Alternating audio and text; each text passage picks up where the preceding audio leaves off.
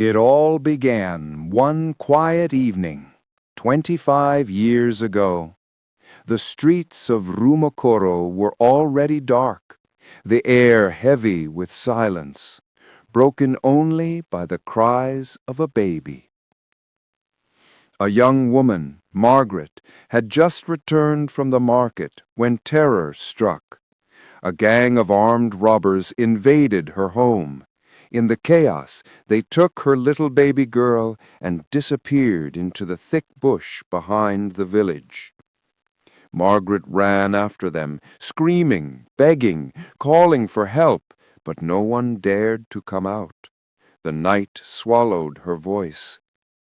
Her husband tried to chase them, but the darkness was deep and the gunshots were real. By the time the sun rose the next morning, there was no sign of the robbers, no trace of the baby.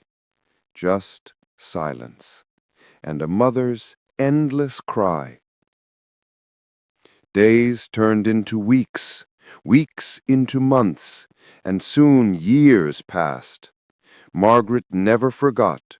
She carried that wound in her heart like a shadow that refused to fade. Far away from the town, deep inside the Rumokoro forest, something strange happened that same night. An old hunter named Parakarabo was returning from a long hunt. He heard the cries of a baby piercing through the stillness of the forest. Curious and frightened, he hid behind a huge tree trunk, watching. Then he saw them, a group of men carrying a small bundle, the baby, walking fast through the bush. Before he could move, a loud roar shattered the night. A lion charged out from the dark. The men dropped the baby and fled in terror. Parakaribo's heart raced. He wanted to run too, but he stayed hidden. He watched carefully as the lion approached the baby, sniffed it gently, and surprisingly turned away. It did not harm the child. It simply walked back into the woods, leaving the baby crying softly on the ground. When the forest grew silent again, Parakaribo came out slowly. He picked up the baby, wrapped her in his old animal skin, and held her close to his chest. He didn't know where she came from. He didn't know what to do, but one thing was sure. Fate had placed this child in his hands. Years passed.